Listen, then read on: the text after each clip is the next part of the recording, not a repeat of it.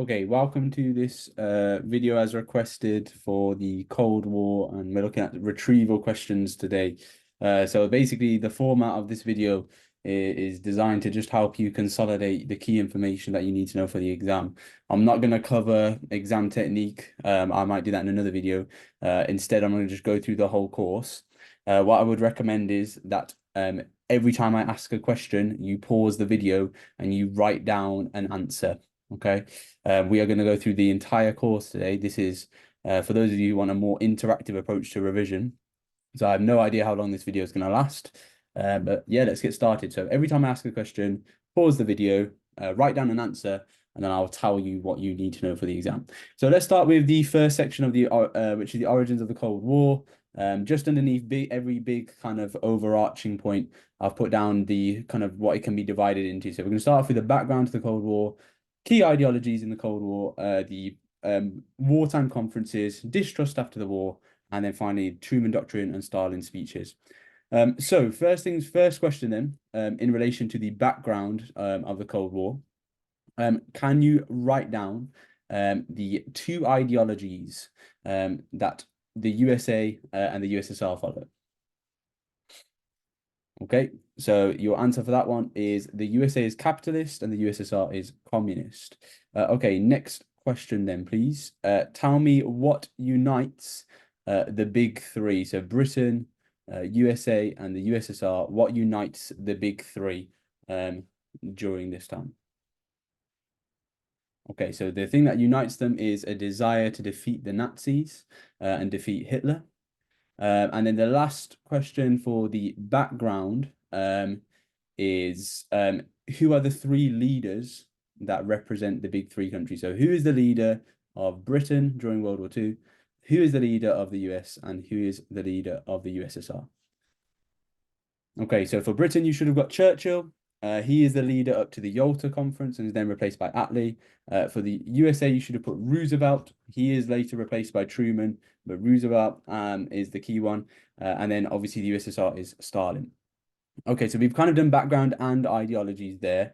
The key thing to be aware of for ideologies as well is the fact that capitalism and communism are radically different. So can you now tell me one key difference between capitalism and communism? Okay, so there's quite a lot of differences. I'll go through the main ones. So capitalism usually is associated with a democratic form of government. Business is free, so people are free to trade and so on. Whereas in the communist style societies, the government has full control. It's a dictatorship, so it's not elected, and they are anti-business. So all property becomes property of the state, and people are not allowed to have property. Usually in communist societies, there's no freedom of speech, whereas in capitalist societies, there is freedom of speech. Okay, we're now into the conferences. Can you write down, please, from memory, the three conferences in order? It's even better if you can get the years as well. Okay, so you should have written down the Tehran Conference of 1943, the Yalta Conference of 1945, and Potsdam Conference of 1945 as well. Okay, right. Tell me two agreements made at the Tehran Conference. Okay, so for Tehran, you should have put down the fact that they were opening up a second front against the Nazis, and that the USA was going to, the USSR was going to join the USA in their fight against Japan at the end of the war. If you put down percentages agreement, not technically true, the percentages agreement, which is basically where Churchill allows Stalin to have a sphere of influence in Eastern Europe, that happens just after the Tehran Conference in 1944.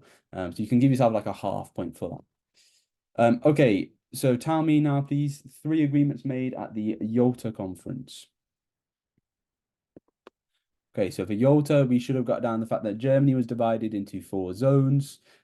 Stalin promises that there will be free and fair elections in Europe, and that there is a promise of $20 billion in reparations. So Germany is to pay 20 billion in reparations, half of which is going to go to the Soviet Union. Okay, and then we move on to oh, by the way, Yalta is known as the kind of most successful conference. The conference which is known as the bad-tempered conference is the Potsdam Conference. So can you now tell me the main reason why there is tension in the Potsdam Conference? Okay, so in Potsdam, the reason why there is tension primarily is because the new president of the USA, President Harry Truman, had detonated the atomic bomb the day before the conference was due to begin, and he hadn't told Stalin about it. Stalin only found out because of his spy network. And that changed the game. It meant that the USA was far more powerful than the USSR because of that atomic weapon. So that's why there is tension. You could have also put down the fact that there is a personal distrust between Stalin and Truman.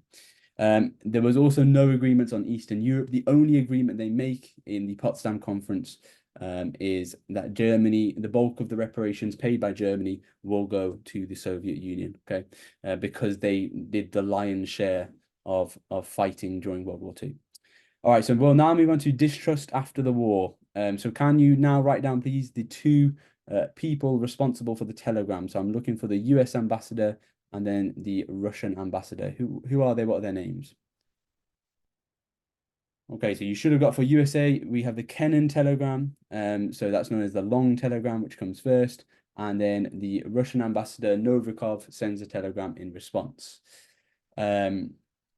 Okay, so now can you write down, please, what the Kennan says in his telegram? So in his telegram in 1946, what does he say in his telegram? Okay, so he says that Stalin wants to destroy capitalism and is getting ready to do so. What does Novikov say in his telegram? Okay, so he says that Novikov says that the USA wants to use military force to conquer and dominate the world and to spread capitalism. At the time as well, Churchill famously delivers his speech where he says that Stalin's buffer zone or sphere of influence in Eastern Europe is what? What metaphor does he use? Okay, so if you put Iron Curtain, give yourself a tick. And in the Iron Curtain speech, he basically said that communism was evil and that Stalin was creating a sphere of influence. And this made Stalin really angry. Okay, so increases tension. Okay, we now move on to the final part in the origins of the Cold War section, which is the Truman Doctrine and then how Stalin responds to Truman and his different his different mechanisms. So first of all, what was the Truman Doctrine and what policy accompanied the Truman Doctrine?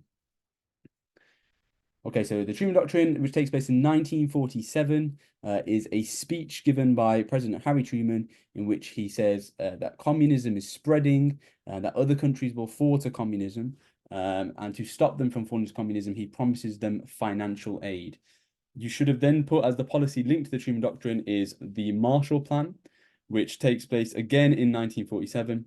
And the Marshall Plan secures funding for countries mainly in Eastern Europe to kind of persuade them not to become communist. So in total, $12.7 billion was given to 16 countries. Now Stalin gives this a nickname. What is the nickname he gives to the Marshall Plan?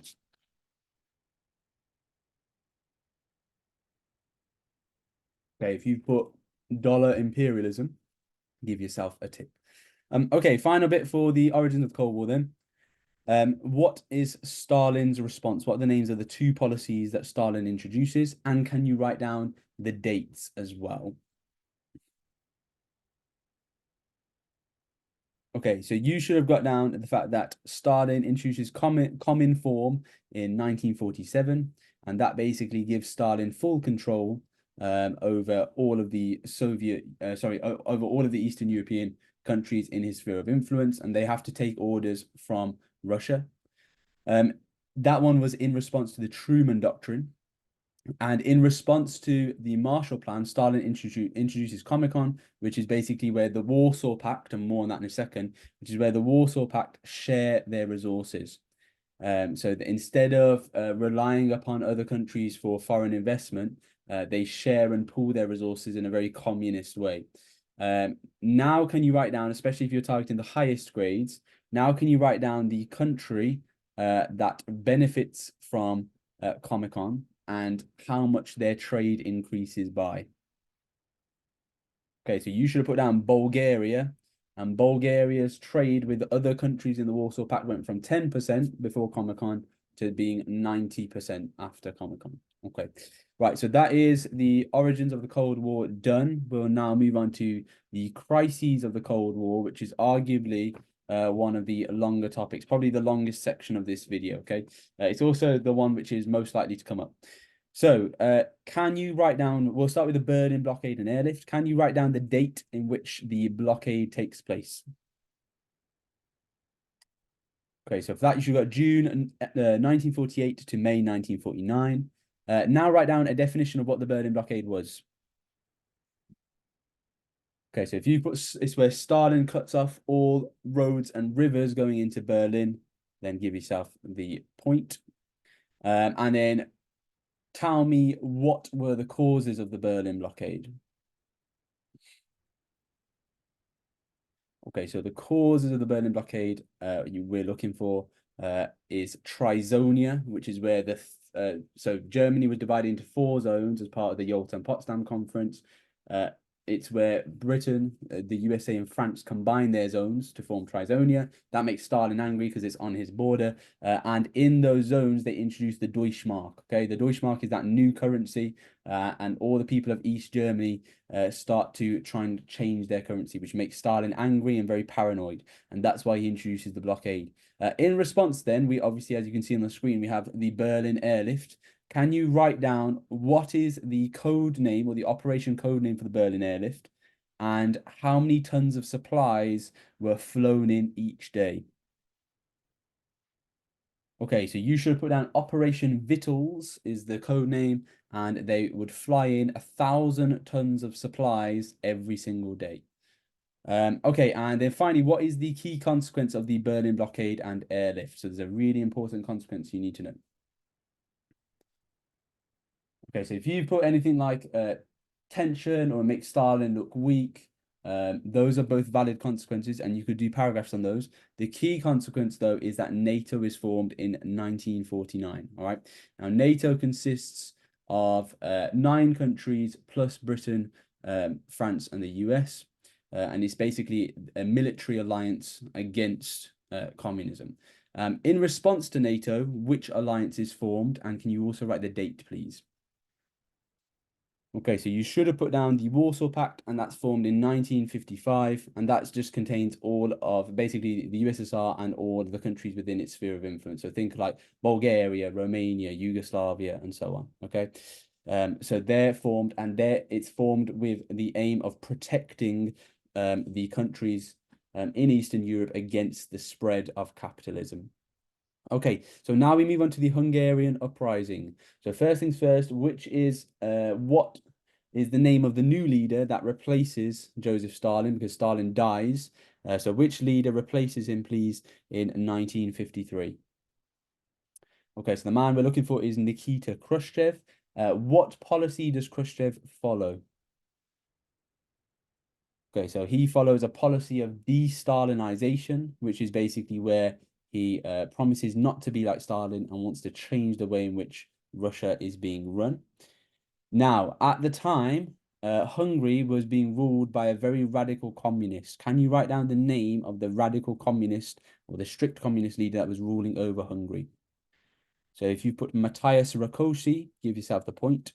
So Rakosi is spelled Rakosi. So because of his policy of de-Stalinization, Khrushchev then decides to replace Rakosi with a popular figure, someone who's very popular amongst the students in Hungary, and the students have been protesting very violently against Rakoshi's rule. So who is the man that replaces Rakosi? What's his name? Okay, so we're looking for Imre Nagy. So Imre and then Nagy, Nagy. What does Nagy introduce? What does he introduce? Okay, so if you've put very liberal reforms, more capitalist style of governance, more rights for people, so freedom of speech, freedom of the press, and so on, give yourself the points there. What does he do, though, in November 1956? So he makes one decision which goes too far, and it causes severe issues down the line. So what does he do in November 1956? Okay, so if you put down the fact that he tries to take Hungary out of the Warsaw Pact, give yourself the point. Now, taking Hungary out of the Warsaw Pact would have been an incredibly significant move because it would have made the Warsaw Pact much, much weaker. So in response, Khrushchev needs to act.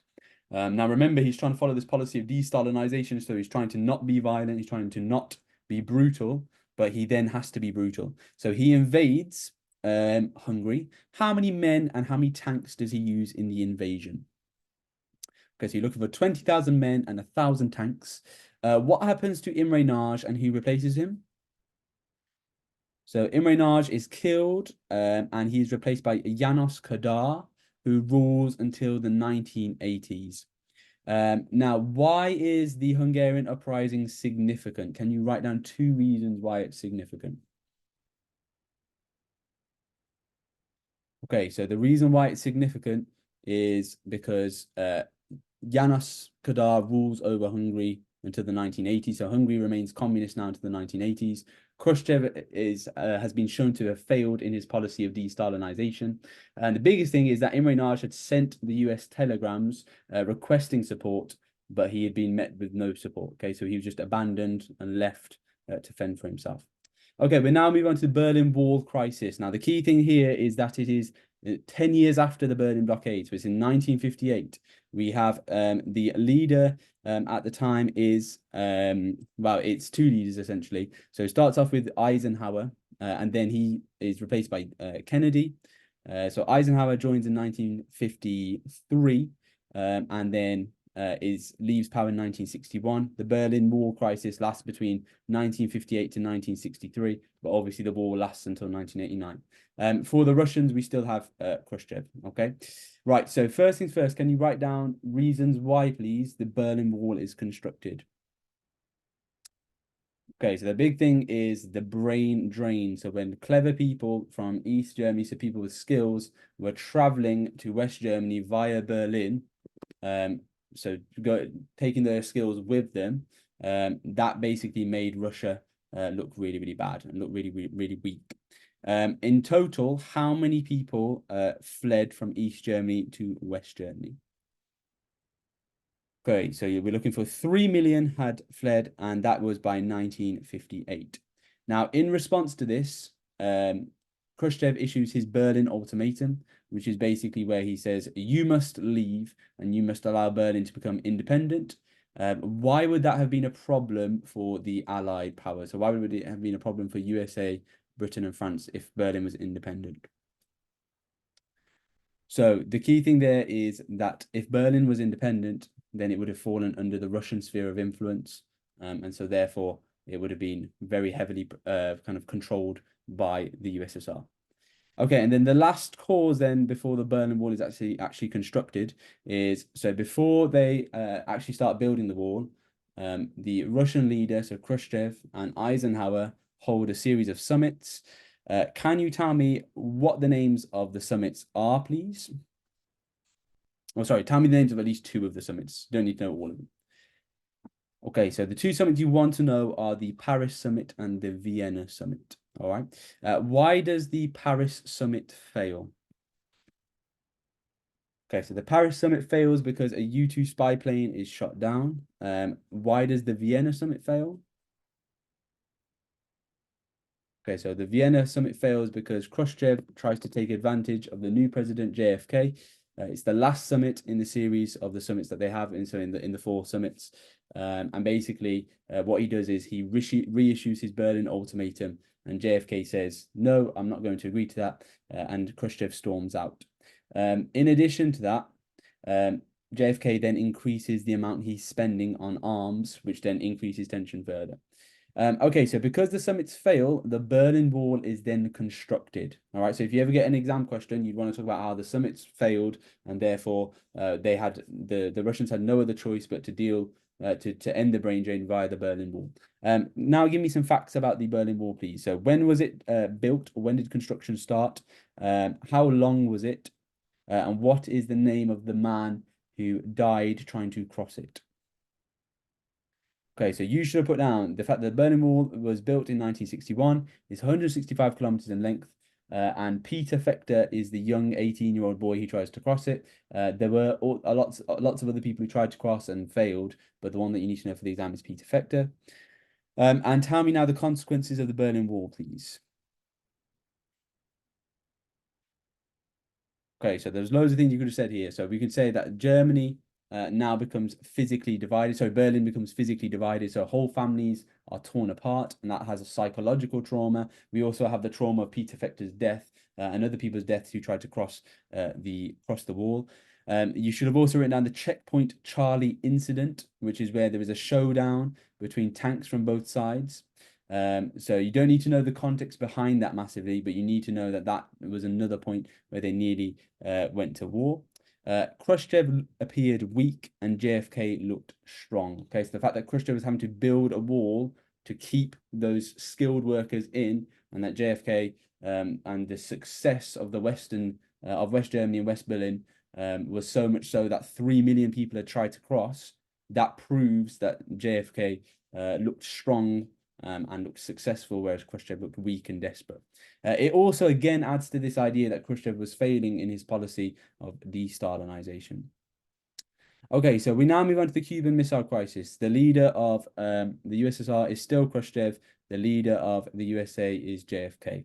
Okay, right. So can you now tell me, please, what causes the Cuban crisis? So write down some causes of the Cuban crisis. Okay, so you should have put down the following things. So the first things is that Castro launched the Cuban Revolution, and that took place in 1940. Let me check my notes. 1959, sorry. And as part of the revolution, he seizes US land. In response to seizing US land and seizing US businesses, the US launched the Bay of Pigs invasion, where they take those exiled soldiers. They train them up, so exiled Cuban soldiers, they train them up and then they send them to attack in the Bay of Pigs invasion. Now, the Bay of Pigs invasion fails, okay? It fails in 1961 because there's only 1,500 Cuban exiles versus 20,000 Cuban soldiers, okay? So the Bay of Pigs fails. Now, because the Bay of Pigs fails, what is now shipped and stationed on the island of Cuba? So what do Russia or the USSR send to the Cubans? Okay, so you should put down nuclear missiles for that, okay? Why else would the USSR want to send missiles to Cuba? What is the advantage of Cuba? Give me 2 reasons. Okay, so one reason is the fact that Cuba is geographically close to Florida. So I think it's around about 100 miles away from the coast of Florida. In addition to that, the US had their own missiles stationed in Turkey, which was within firing distance of key Russian cities. So the USSR wanted the same thing. Okay, can you now tell me, please, what does Kennedy do initially when he gets reports from the U-2 spy plane that there are missiles in Cuba? Okay, so you should have put down the following things. He first of all chairs a ExCom meeting, so that refers to the most senior political advisors. And in his in his meeting, there are 2 groups. So there are the Hawks and the Doves. The Hawks are pro-war, and the Doves are pro-peace. So Kennedy, what he does is he initiates a naval blockade of Cuba. So he doesn't let any ships go or pass through.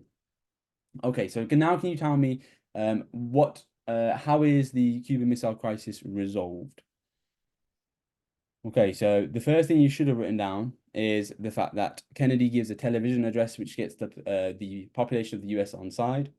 But the key resolution to the conflict is the private agreement between Kennedy and Khrushchev.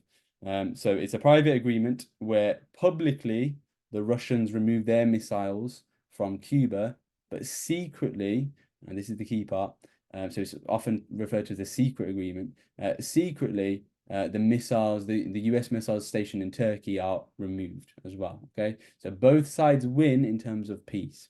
Okay, now tell me, please, the key consequences of the Cuban Missile Crisis. You are looking for 1, 2, yeah, we're looking for about 2 or 3 different consequences as a minimum, please.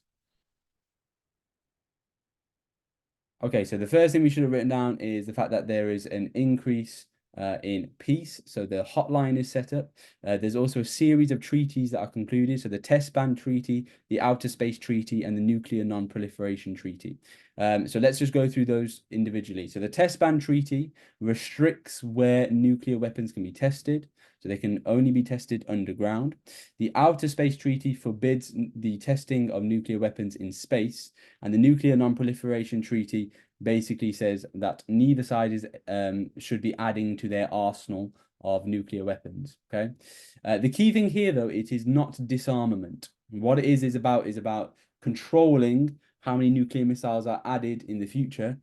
Disarmament comes later, all right? But the fact that both sides are willing to sit down and have that discussion leads to a reduction in tension. You could also put down for consequences the fact that the missiles are removed from Turkey leads to a further reduction in tension as well. That would be valid. Okay, let's move on to the Czech crisis. So the also referred to as the Prague Spring. Tell me the years first of all, please. Okay, so the years we're looking for here are 1968 to 1969. Can you now tell me, please, who the leader of the US was and who the leader of the USSR was? Okay, so the leader of the USSR at the time was Brezhnev, and the leader of the US was Nixon. Okay. All right, now write down the causes of the Czech crisis. So in particular, when you're thinking about causes, you want to think about what is the name of the man who gets power in Prague, and what is his slogan? Think about that. Okay, so for causes, you should have put down the fact that Alexander Dubček gets power, and he follows a policy of socialism with a human face. And he introduces lots of positive reforms, and that's why the event is known as, or the early stage of the event is known as the Prague Spring, because it's the first time that spring-like conditions have been in Czechoslovakia. Okay, so it's the first time that the people of Prague see significant improvements to their lives.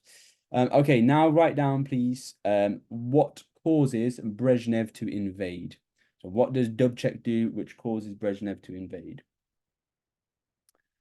Okay, so Dubček invites the leaders of Yugoslavia and Romania for talks, and Brezhnev thinks that he's trying to convince them to also follow this policy of socialism with a human face, so following more liberal reforms. What does Brezhnev do in response to this? So he launches an invasion. How many troops does he send? Okay, this is a crazy number, but he sends 500,000 Warsaw Pact troops. So not just from the USSR, but from all the other countries in the Warsaw Pact. Now, because of the fury with which he deals with it, what are the key consequences? So in this, I want you to talk about what happens with Dubček and who is he replaced by, and then what famous policy is introduced by Brezhnev, and can you write down the definition of that, please? Okay, so the key consequences is, first of all, Dubček is replaced by Husak, who is a communist who then rules over Prague and Czechoslovakia until the late 1980s. So he reinstalls communism, reinstalls repression, and so on. And then you should have put down the key policy introduced by Brezhnev is the Brezhnev Doctrine. All right, that's so important. The Brezhnev Doctrine is basically the idea that if any country tried to betray the Warsaw Pact or tried to leave the Warsaw Pact, so Dubček was threatening to leave the Warsaw Pact, a bit like Imre Nagy, then they could be met with an invasion. Okay, so they could be met with an invasion. All right, so now let's move on to the final section in the Cold War, which is the end of the Cold War. So we're going to look at Dayton, Afghanistan, Reagan, Gorbachev, and then the collapse of the Soviet Union. Okay, so let's focus on détente. Can you please write down the 3 agreements linked to détente between the years 1970 to 1979? Okay, so you should have put down SALT I in 1972, the Helsinki Accords of 1975, and SALT II in 1979. Okay, now write down, please, what is agreed at SALT I. Okay, so for that, you should have got down the fact that ABM systems, so that's ABM systems, were limited to 2 sites, and ICBM, so intercontinental ballistic missiles, were limited. So the USA promised to only have 1,054 ICBMs, and the USSR promised to only have 1,618. Okay, now can you tell me what are the 3 baskets or 3 agreements at the Helsinki Accords? What are the 3 areas of agreement? And for each area, try and give like one fact, please. Okay, so there's three areas. We've got security and borders, international cooperation, and human rights. For security and borders, you should have written down the fact that both sides are willing to recognize each other's kind of zone in Germany or each other's area of Germany, so East Germany, West Germany. There's international cooperation. So both sides agree to launch a joint space mission. And then finally, for human rights, both sides agree to uphold human rights. Why is that an issue for the USSR? Why is that an issue for the USSR? Okay, so you should have put down the fact that the USSR had a pretty terrible human rights record, so they would have found that they would have struggled to abide by that. Okay, so now we'll move on to SALT 2. Why does SALT 2 fail?